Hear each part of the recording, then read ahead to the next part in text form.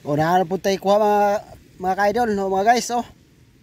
Yan, sarap to sa kuhan mga guys, sa ano, paksiw. Maraming kanin maubos ito mga guys. Daggang kanon ni maubos, oh. May danggit, may timbungan. So ito mga guys, oh. Tsaka ito, nandito na ako sa tabi at dito malapit ako sa ano, dagat, oh. Laking hunasan.